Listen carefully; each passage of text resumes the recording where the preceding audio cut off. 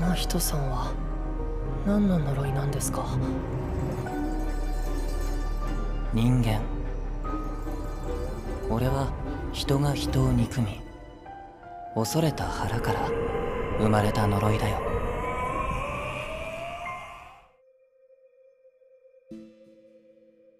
Mahito is one of the most disgusting, abhorrent, and vile characters I think I've ever seen.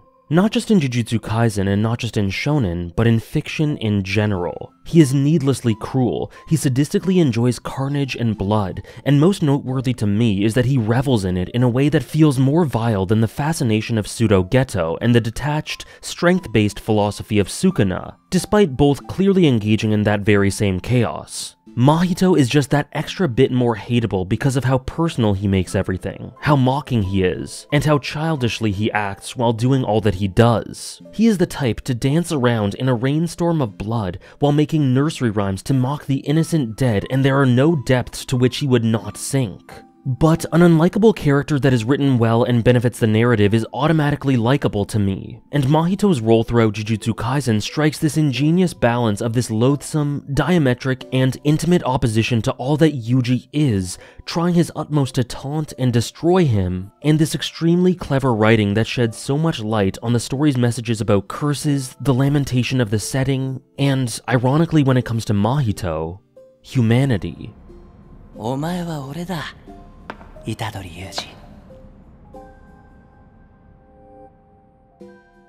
As a special grade cursed spirit, Mahito is essentially a distilled personification of the seeping negative emotions and thoughts of humanity. He's essentially an encapsulation of all that is wrong with humans. Cruelty, violence, malice, a complete lack of empathy, sadism, hatred, and more. But seeing his strength, he is clearly one of the most extreme examples of such, and as a result, he is likely comprised of some of the highest concentrations of negative emotions, the darkest extremes. As a cursed spirit allied with who he is allied with, Mahito yearns for the complete eradication of the human race for the sake of cursed spirits, and takes immense pleasure in manipulating human emotions for optimal suffering and misery. And to compound that, as someone who dwells within the darkness of humanity, Mahito has extra reasoning for wanting this to be so, because he is all too intimately familiar with the darkness humans can wreak. He would not exist without the negativity of humans, and yet finds them disgusting and uses the life formed by them to destroy them. However, he immerses himself in that darkness and acts the way he does not because of an aversion or repulsion from human flaws, but as a result of them. Mahito acts so horrifically because humans can be so horrific, and he is comprised of the worst of them. He wants to destroy them all, but they are his progenitor. And he is aware of all this, but none of it makes him pause, and he simply takes it all in joyful, childish stride. He sees the world and the pitiful nature of mankind, and decides that humans don't deserve to live. And in large part due to that, he doesn't seem to think much of his own life, not valuing it much at all. He is here on this earth to take joy and pleasure in his macabre expression, but he himself is not all that important as long as cursed spirits take over the world. Now, these overall goals and views on death are integrated with another element of Mahito to form what is in my opinion the core of his characterization. Mahito is extremely fixated on the sort of abstract essence of life itself. Rather than concerning himself much with the physical plane, he is obsessed with the idea of the soul.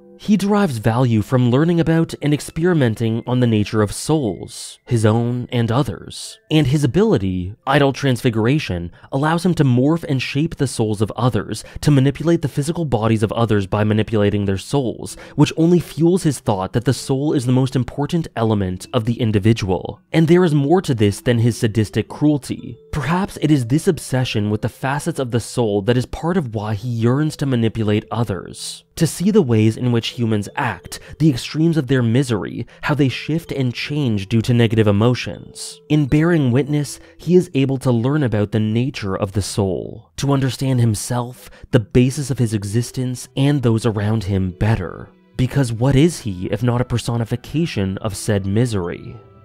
まだま人がいますよ。人が恐れ、忌む死。だがその向こうにもまた人が佇んでいる。人にとって死は鏡。真人はその鏡そのものです。And the primary way we see him do this is with Yuji. Junpei was almost like a trial run for Mahito to see where he could push things, but Yuji is where he indulges the most and fully comes into the role that he sets for himself. Poking and provoking Yuji, taunting him, making him experience devastating loss again and again, trying to feed into his hatred, bring him down from his lofty ideals, and prove to him that at a base level, they are no different. Thinking that realization, which he firmly believes, will break Yuji once and for all. Through how he functions, Mahito is almost like a mocking mirror reflecting mankind's darkness, and as such, one of his main goals when it comes to exploring the soul is wreaking havoc to manipulate others and show their darkness. In some ways, he is one of the most honest and truthful characters in Jujutsu Kaisen, as his existence itself and the essence of his own soul is proof of his point. He does not hide who and what he is, nor the nature of his existence, and tries to unveil what he believes is the truth of humanity through manipulation. But the one person he torments most, despite being his biggest mirror, is not representative of that side of humanity.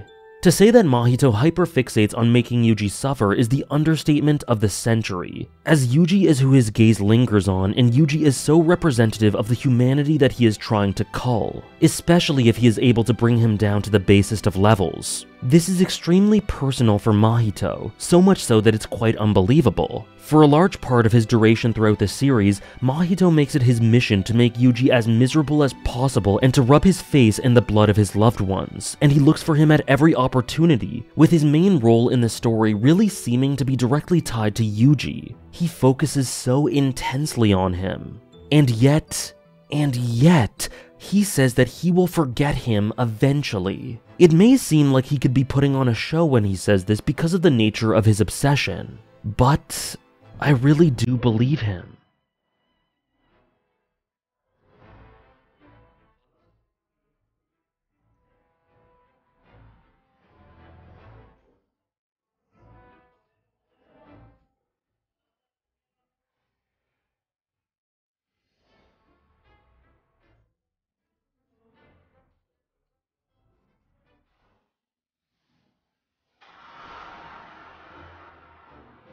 Because of what Mahito is, I really do believe him when he says this. And that is because what he alludes to here is the very human tendency to commit atrocities and revel and invest in them in such vile, horrific, and guttural ways, only to forget they ever happened and move on to the next big attraction.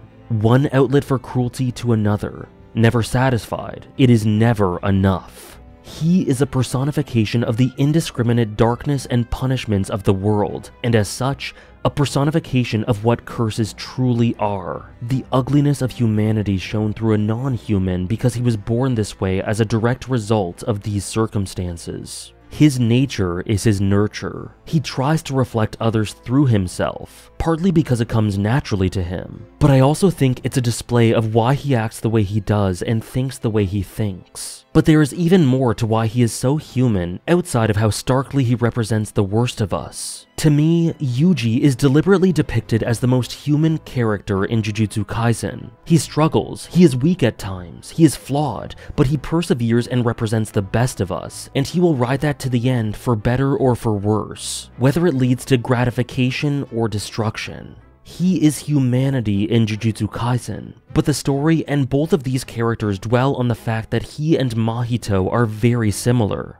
just directed towards opposite ends. And so, both are the true faces of humanity. Yuji the idealistic struggler, the light and strength and perseverance. Mahito the malice, the laughing face of evil. There are countless elements of humanity, but these are two of the most significant, the most archetypal, and important. Although what I take away from this doesn't have much to do with what their dynamic says about these sorts of conflicts, but more so what it means for Yuji, which I've explained in a previous video, and what it means for Mahito, which is what I said at the start of this video. That at the end of the day, if they really are the same, he is the very thing he hates. And again, maybe he realized this the entire time, given how much he insisted that they were the same in order to break Yuji. But ultimately, thanks to the inspiration of those around him and an epiphany of what death truly means in this setting, Yuji realizing and accepting this did not break him.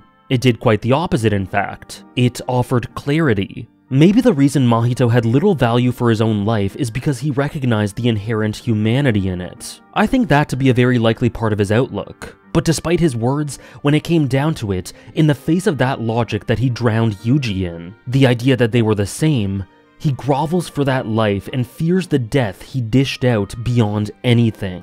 And that immense clinging to life, that hypocrisy, that lack of perspective, there are few things more human and real than that. There's not a single moment during Mahito's time in the story that he is not one of the most unapologetically human characters in the entire narrative, and his hatred for humanity is one of the biggest indicators of that. He was formed by human darkness, he acted as the worst humans do, and he died like a human.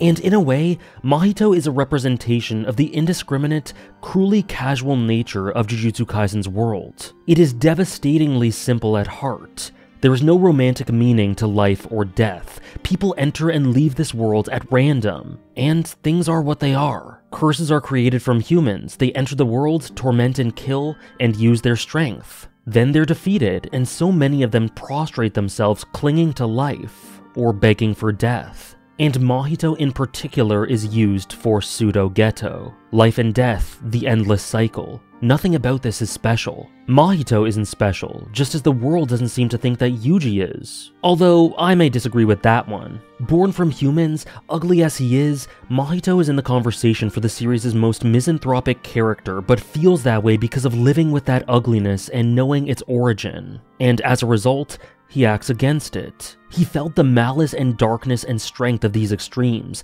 but right at the end of the life that he said he did not value, he feels perhaps for the first time personally the weakness of humanity, what it truly means to fear for your life, the horror he unleashed upon the world. And right at the end, he was able to relate to Yuji in a different way. He experienced the very futility and indiscriminate nature of death that he taunted Yuji with himself. Despite being free and acting as he saw fit, Mahito did so because he was created and acted in opposition from humanity, influenced by humanity to despise them and destroy them, but all the while being exactly the thing he opposed. Because being in opposition to something is not being free from it. Apathy and indifference is. Mahito, paradoxically, is incredibly human, one of the most human in the story, but he is just all the bits of humanity that we despise or repress. We try to avoid this side, we try to pretend that it doesn't exist, but only through acceptance and growth do we see it in ourselves, move on, and improve. And that is what Yuji does. Through Mahito's inability to progress past the invisible chains around him, his inability to be more than what he was seemingly destined to be, he became a stepping stone. And regardless of how this turns out for Yuji, this very comparison exemplifies why he is more than Mahito. One could argue that he's the best of humans, with Mahito being the worst. Or maybe a better way to phrase this is through light and dark. And such polar opposites can't help but see a little bit of themselves in the other.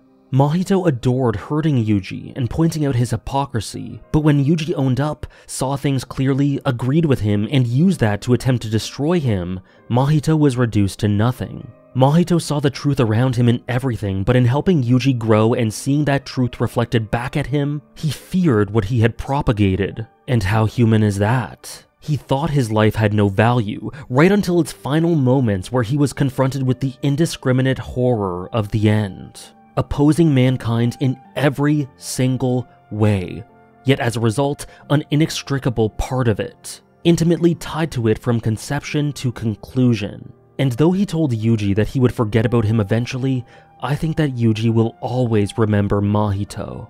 I don't think he'll ever lose sight of the things that he learned through his conflict with him, and what that taught him about the world, humanity, death, and himself. I think he will forever hold that in his heart. So despite both characters being so incredibly, inevitably human, I don't think it's possible for Yuji to forget Mahito. And that's an encapsulation of why they are so different. Many thanks for watching.